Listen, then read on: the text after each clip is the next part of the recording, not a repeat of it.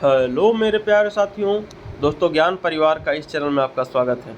दोस्तों आज हम बात करने वाले हैं रेलवे टेक्नीशियन की जो वैकेंसी के बारे में दोस्तों आपको शायद जानकारी ना हो, लेकिन आज सारी बातों को हम आज डिटेल से चर्चा करेंगे दोस्तों, बेहद शॉर्ट में।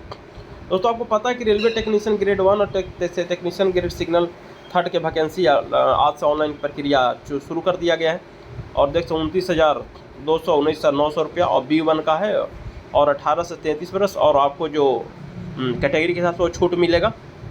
पद भी आप लोग देख लिए। चलिए अब आगे बात करते हैं। टोटल पद है 6,238। दोस्तों जब 2018 में दोस्तों जब रेलवे टेक्नीशियन की वैकेंसी आई थी, इस बार रेलवे टेक्नीशियन वैकेंसी में जो छात्र फॉर्म भर उनके लिए खुशखबरी है दोस्तों। पहले खुशखबरी की बात कर लेते हैं। दोस्तों 2018 में जब आपने फॉर्म भरा था रेलवे टेक्नीशियन का, तो याद कीजिएगा जब 26,000 ALP टेक्नीशियन की भर्ती निकली थी, ALP 26,000 याद रख करिएगा। 26 के जब ALP 26,000 ALP टेक्नीशियन की भर्ती निकली थी, तब 2 टेक्नीशियन पद के लिए चयन के लिए 2 CBT कंप्यूटर बेस्ड टेस्ट का दोस्तों आयोजन किया गया था। लेकिन एक खुशखबरी है दोस्तों कि इस बार सिर्फ एक ही पेपर आपको देना होगा। RRB टेक्नीशियन के लिए सिर्फ और सिर्फ एक पेपर देना होगा। 2 पे लेवल की वैकेंसी है दोस्तों। उम्मीदवार को एक पे लेवल की वैकेंसी में केवल एक RRB के लिए आवेदन कर सकते हैं। और दोस्तों एक और बात, अगर आप ऑनलाइन आवेदन करने जा रहे हैं तो दोस्तों सतर्क हो जाइए, नहीं तो अगर आपने सतर्क नहीं हुए तो आपको फॉर्म रिजेक्ट भी कर दिया जाएगा। दोस्तों 2 पे लेवल की अलग अलग वैकेंसी है। आपने देख लिया है कि पे लेवल 2 अलग अलग है, अलग अलग वैकेंसी निकला हुआ है 5 और 2। और उम्मीदवार एक पे लेवल की वैकेंसी में केवल एक RRB के लिए आवेदन कर सकते हैं। अगर आप 5 के लिए कर सकते हैं दोस्तों तो एक आवेदन कर सकते हैं।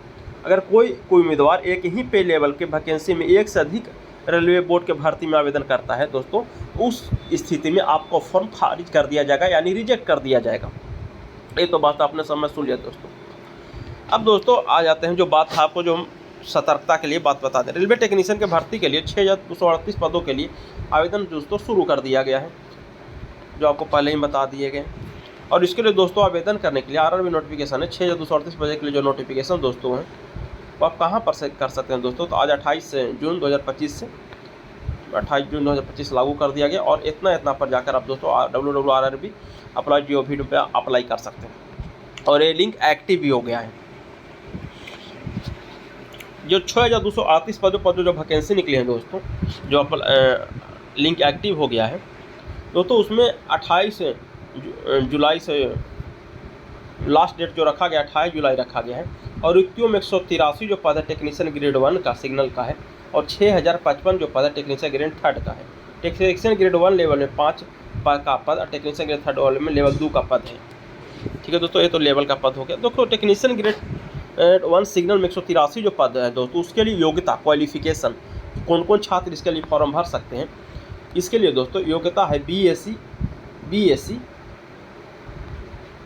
BSc में समझ रहे हैं, बैचलर ऑफ साइंस में फिजिक्स या इलेक्ट्रॉनिक्स या computer science, IT instrumentation BE BTech या 3 वर्षीय इंजीनियरिंग में डिप्लोमा किए हुए हैं।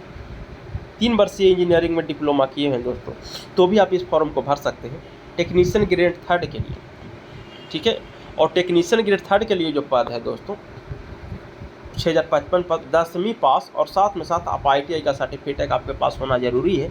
10वीं के साथ साथ आपने ITI किया है तो टेक्नीशियन ग्रेड 3 के लिए 6,055 पद के लिए आवेदक हैं आप।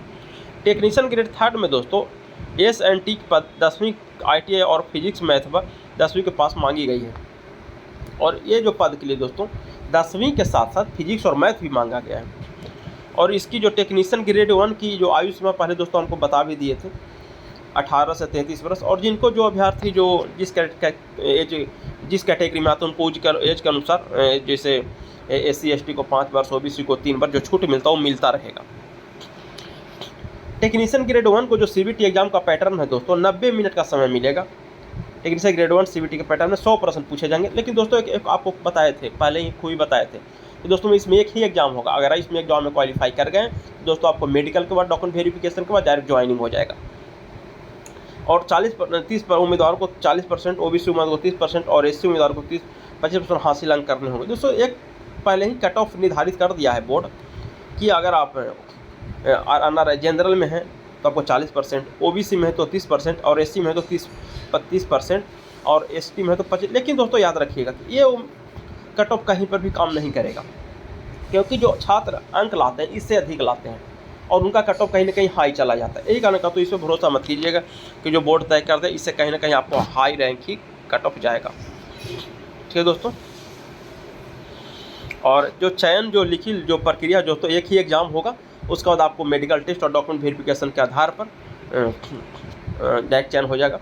और दोस्तों बहुत साथी जो पूछ रहे इस बार जो पूछ रहे थे कि सर क्या इसमें निगेटिव मार्किंग रहेगा, तो दोस्तों बिल्कुल आपका निगेटिव मार्किंग रहेगा, सीबीटी में निगेटिव मार्किंग होगी और प्रत्येक गलत उत्तर के लिए 1/3 आपका आंसर काट लिया जाएगा सही में से। ठीक है दोस्तों, और जैसा देख सकते हैं कि जो प्रत्येक बार निकलता है फॉर्म भरने के लिए फ़ी कि जनरल ओबीसी के 400 रुपया जो 500 रुपया देना होता है और उसके बाद फॉर्म भरने के बाद 400 रुपया जब एग्ज़ाम में आप क्वालिफाई कीजिए या मत कीजिए, एग्ज़ाम में केवल आप बैठ गए जाकर एग्ज़ाम दे दिए तो आपको 400 रुपये अकाउंट में लौटा दिया जाता है।